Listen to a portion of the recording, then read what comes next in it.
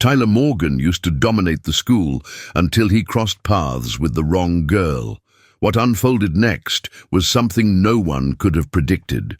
It all began with a glance, not the kind that goes unnoticed, but the kind that sticks, the kind that makes you feel like you don't belong. 5-year-old Emma Carter had only been in Pinecrest, Colorado, for 3 weeks, and she already knew she was an outsider. She wasn't shocked.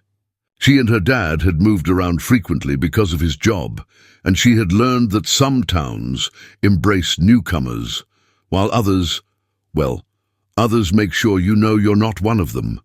Pinecrest High fell into the latter category. Emma walked through the hallways, her backpack hanging loosely on one shoulder, avoiding the stairs. Her father had warned her about kids like Tyler Morgan, the ones who acted like they owned the school, the town, and everyone in it. She had hoped, just maybe, she could blend in. That hope lasted 2 days. On the 3rd day, Tyler made it clear she was his new target. It started with murmurs when she walked by, then his friends would chuckle just loud enough for her to hear. After that came the teasing, mocking her hair, her voice, the way she carried herself. She ignored it. She had learned that was the safest approach. But Tyler didn't like being ignored. One afternoon, Emma sat in English class, jotting down notes as Mr. Bennett, the teacher, lectured about To Kill a Mockingbird. A sharp whisper broke through the room. "Hey, new girl." She didn't look up. "I'm talking to you, Carter." Still, she kept her eyes on her notebook, tightening. Her grip on her pen. Tyler smirked, leaning back in his chair. "I just think it's hilarious, how some people show up where they're not wanted." A few snickers. Emma forced herself to keep writing. "But hey," Tyler continued, his voice dripping with fake concern, "maybe you're just lost. I mean, a school like this, with people like us, must feel pretty different, huh?" Emma's chest tightened, but she stayed silent. She had promised herself she wouldn't let people like him get under her skin. But Tyler wasn't finished. He leaned closer. "Hey, Carter, you hear me? Or is it hard to hear over all that quiet?" "Tyler." Mr. Bennett's voice cut in, sharp and impatient. "Do you have something to share with the class?" Tyler leaned back, raising his hands in mock surrender. "No, sir, just welcoming the new student." Mr. Bennett gave him a warning look, then turned back to the board. Tyler shot Emma one last smirk before settling into his seat. She let out a quiet breath. Maybe that was it. Maybe he'd get bored. Maybe. A folded-up piece of paper landed on her desk. Her fingers hesitated before opening it. "Go back to where you came from." Emma's stomach dropped. She didn't react. She wouldn't give him the satisfaction. She folded the paper and tucked it into her backpack, keeping her face blank as the lesson continued. But things were only getting started, because Tyler Morgan didn't know who her father was, and soon he was going to find out. But before that, things were about to take a turn for the worse. Emma had grown accustomed to enduring situations like this. She had lived in enough towns, walked through enough hallways, and sat in enough classrooms to know that people like Tyler always existed. But the thing about bullies, if you don't react, they just push harder. It was a Friday, and the cafeteria was buzzing, trays clattering, voices echoing off the walls, the sharp aroma of pizza and stale fries filling the air. Emma sat alone at a corner table, earbuds in, pretending she couldn't hear the whispers around her. Then she felt it, that presence. She looked up. Tyler stood a few feet away, his hands tucked into his varsity jacket, his trademark smirk plastered across his face. Behind him, his friends, Ryan, Jake, and Matt, stood watching, waiting. She had seen this before. Tyler tilted his head. "You always eat by yourself?" Emma didn't respond. "You should really try to make some friends," he said, glancing at her untouched tray, then at his buddies. "Or maybe people just don't want to sit with you." Jake snickered. Ryan leaned in. "I think she likes being alone." Tyler took a step closer. Or maybe she just doesn't belong here. Emma's fingers curled under the table. She didn't say a word, didn't move. Tyler didn't like that. In one swift motion, he grabbed her tray and flipped it. The loud crash of the plastic tray hitting the floor silenced the entire cafeteria. Food splattered across the tiles, mashed potatoes smeared across her sneakers, milk pooling in a white puddle. Gasps, muffled laughter. Emma's hands clenched into fists. Tyler's smirk widened. Oops! Emma stared at the mess, heat rising to her cheeks. She felt everyone's eyes on her, waiting. Would she cry? Would she snap? Would she? She pushed her chair back, slowly, calmly. She reached for a napkin, wiped her hands, and stood up. She wasn't going to give him what he wanted. But Tyler wasn't done. As she turned to leave, he stepped in front of her, blocking her path. Hey, where you going? We're just getting to know each other. Emma took a slow breath. Move. The cafeteria held its breath. Tyler's smirk faltered, just for a second. What was that? He asked, his voice laced with mockery. She met his gaze. I said, move. His friends laughed. Whoa, Ryan chuckled. She's got some nerve. Tyler stepped closer, closing the gap between them. Or what? Emma swallowed. She could feel her pulse in her ears, her fingers twitching at her sides, and then, what the hell is going on here? A sharp voice cut through the cafeteria. Mrs. Parker, the assistant principal, strode toward them, her heels clicking against the tile. Her eyes darted between Emma and Tyler, then down at the spilled food. Tyler's smirk vanished. He took a step back, putting on an innocent face. Nothing, Mrs. Parker. Just a little accident. Mrs. Parker didn't look convinced. Her gaze shifted to Emma. Is that true? Emma hesitated. If she told the truth, nothing would change. Kids like Tyler never faced consequences. She had seen this play out before. She glanced around. No one spoke up. No one defended her. She swallowed the lump in her throat. Yeah, she muttered. It was an accident. Tyler grinned. Mrs. Parker exhaled. All right, clean this up. And just like that, it was over. As Tyler's friends snickered and walked away, bumping shoulders. See you Monday, Carter, Tyler called over his shoulder. Emma stood there, staring at the mess on the floor. She thought about her dad, about how he always told her to stand, up for herself. But what was the point when no one listened? She grabbed her backpack and walked out of the cafeteria. But this time, she wasn't just going to let it slide. The house was quiet when Emma got home. Too quiet. She dropped her backpack by the front door and slipped off her shoes, still speckled with mashed potatoes from lunch. She didn't even want to look at them. Emma, that you? Her father's voice came from the kitchen. Daniel Carter wasn't the kind of man who missed details. As the newly appointed police chief of Pinecrest, he had spent years reading people, picking up on things most wouldn't notice. Emma hesitated before answering. Yeah, it's me. She walked into the kitchen, where he was leaning against the counter, still in his uniform, a fresh cup of coffee in hand. His short-cropped hair was graying at the temples, his sharp blue eyes scanning her face. Before she could even sit down, he asked, You okay? She forced a shrug. Yeah. Chief Carter took a slow sip of his coffee, still watching her. How was school? Emma slid into a chair at the table, running her fingers along a scratch in the wood. Fine. A pause. Then he set his coffee down. Try again. She exhaled. She should have known she could never hide things from him, but part of her didn't even want to talk about it. What was the point? Nothing would change.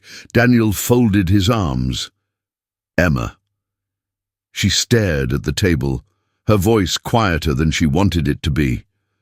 Some kid dumped my lunch on me today. The words hung in the air between them. Her father didn't react right away. He was too composed for that, but his eyes darkened just slightly, his jaw tightening. Who? Emma hesitated. She didn't want to give him the name. She didn't want him to march down to the school and make things worse. She had learned time and time again that calling out people like Tyler Morgan only made them push harder. "It doesn't matter," she muttered. Her father's voice was quiet but firm. "It does," she sighed, rubbing her hands together. Tyler Morgan. Something flickered in his expression. Recognition. Emma furrowed her brow. "You know him?" Her father was silent for a moment, then he exhaled through his nose. "I know his family," Emma scoffed. "Of course you do." Daniel's fingers drummed against the counter. "And the school? What did they do?" She hesitated before answering. "Nothing." That did it. His eyes sharpened. "Nothing?" She shook her head. "Mrs. Parker showed up, asked if it was an accident. I said yes." Daniel frowned. "Why?" Emma met his gaze, frustration bubbling up. "Because if I told the truth, nothing would have happened. You think they'd actually punish Tyler Morgan? His dad's probably on the school board or something." Her father leaned forward, arms still crossed. "And what message does that send?" She blinked. "What?" "When someone does something wrong," he said, his voice steady, "and we let it slide, what message does that send to them? To you?" Emma didn't have an answer. He sighed, shaking his head. "Emma, I get it. You don't want to make a scene, but letting things like this go, that's how people like him keep getting away with it." She clenched her jaw, looking away. I don't want to make it worse." Daniel was quiet for a long time. Then he walked over, resting a hand on her shoulder. "You don't have to fight this alone." Emma swallowed the lump in her throat. She wanted to believe him, but she wasn't sure things could change. What she didn't know was that her father wasn't just going to let this slide, and tomorrow Tyler Morgan was going to learn exactly who he had messed with. Monday morning felt different. Emma could sense it the moment she stepped out of her dad's car. There was a shift in the atmosphere, a ripple of whispers in the hallways. People were looking at her, not with the usual sneers or smirks, but with something else, curiosity, unease. Something had changed. She barely made it to her locker before she got her answer. "Dude, the police chief is here." Emma's stomach dropped. She turned toward the main office, and sure enough, there he was, Chief Daniel Carter, standing tall in his uniform, his police badge gleaming under the fluorescent lights. His presence commanded attention, even from the teachers. Emma's pulse quickened. "Oh my God," she muttered under her breath. Before she could even process what was happening, the office door swung open. "Chief Carter, I really don't see why this had to be taken so far." Emma froze. The voice belonged to Principal Harris, a middle-aged man with a thinning hairline and a forced smile. Behind him stood Mrs. Parker and Tyler Morgan's parents. Emma's breath hitched. Richard and Laura Morgan looked exactly how she expected. Richard, a tall, broad-shouldered man in an expensive suit, had the look of someone who wasn't used to being questioned. Laura, dressed in a beige cashmere sweater, clutched her designer purse like it was a shield. And then there was Tyler. He stood beside them, his usual smirk replaced with something new, confusion. Like he didn't quite understand how things had gotten to this point. Chief Carter didn't look at him. His gaze was locked on Principal Harris. "I took it this far," Daniel said, his voice calm but firm, "because my daughter was publicly humiliated in your cafeteria, and your staff let it happen." Mrs. Parker cleared her throat. "With all due respect, Chief, No excuses," Daniel cut her off. "You saw what happened, and you let her take the blame for it." "Richard," Morgan let out a short laugh, shaking his head. "Chief, come on. They're kids. It was just a misunderstanding." Daniel finally turned to him. "A misunderstanding?" His voice didn't rise, but somehow it felt sharper, more dangerous. "Your son targeted my daughter, bullied her, humiliated her in front of the entire school." Laura gave an exasperated sigh. Chief Carter, do you know how many times we get calls from the school over silly little things like this? Boys will be boys. Emma clenched her fists. Daniel didn't even blink. That's the problem, he said. People like you raise boys like him, and then you wonder why they grow up thinking they can get away with anything. Tyler shifted uncomfortably. For the first time, he looked small. Principal Harris forced another smile. Let's not escalate this. Maybe we can come to an agreement. No, Daniel's voice was steel. There's no agreement, there's accountability. A tense silence filled the office. Emma swallowed. She had never seen her father like this, not as just her dad, but as Chief Carter. Laura glanced at her son, then sighed dramatically. Tyler apologized. Tyler's jaw clenched. Mom, now. Tyler let out a slow breath, turning to Emma. His usual arrogance was gone, replaced with something else. Humiliation. Sorry, he muttered. Daniel raised an eyebrow. Louder. Tyler's ears burned red. He gritted his teeth. I'm sorry, he said, barely looking at her. Emma knew it wasn't genuine. She knew it didn't mean anything. But for once, he wasn't the one in control. Daniel turned back to Principal Harris. This isn't over, he said. I want a full report filed, and if this school has any history of letting things like this slide, trust me, I'll find. Richard Morgan's face hardened. You don't want to make an enemy out of the wrong people, Chief. Daniel turned to him, eyes steady. Neither do you. And with that, he walked out. But this was only the beginning. By lunch, the whole school was talking about what had happened in the office. Whispers followed Emma down the hallways. Some kids avoided looking at her, others stared. A few even gave her something she hadn't expected, nods of quiet approval. Tyler, on the other hand, wasn't taking it well. She saw it in the way he stormed into the cafeteria, jaw tight, hands clenched into fists. His usual confidence had been replaced with something uglier, anger, humiliation, frustration. Emma knew guys like him. They didn't like feeling powerless, and Tyler Morgan wasn't about to let himself look weak in front of everyone. So when she walked past him to grab a tray, he muttered just loud enough for her to hear, "Guess Daddy had to fight your battles for you, huh?" Emma froze. The cafeteria noise faded into the background. She turned slowly, meeting his glare. What did you just say? Tyler took a step closer, a mocking sneer curling at his lips. You heard me? His voice was low, sharp. You think this makes you special, that people actually care about you? The second your dad gets transferred or fired or whatever, you're back to being nothing. Emma's pulse pounded, but this time, she wasn't just going. To walk away, she squared her shoulders, lifted her chin. You're mad, she said simply. Tyler blinked, caught off guard. What? She tilted her head. You thought you'd get away with it, huh? Just like always.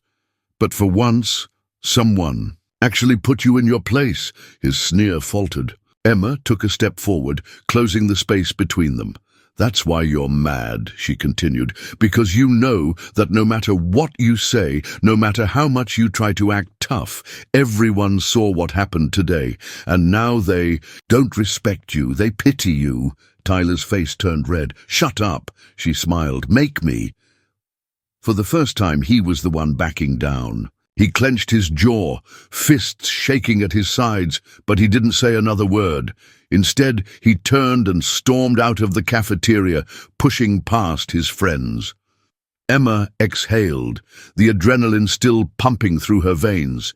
She could feel the eyes on her, but for the first time since she moved here, she didn't feel small. She didn't feel like the outsider. She felt seen. And as she picked up her tray and walked to her table, she realized something else. Tyler Morgan might have thought he ruled this school, but that was over now, and he knew it. By the end of the day, it was clear things had changed. Emma felt it in the way people looked at her, not with pity, not with judgment, but with something else. Respect.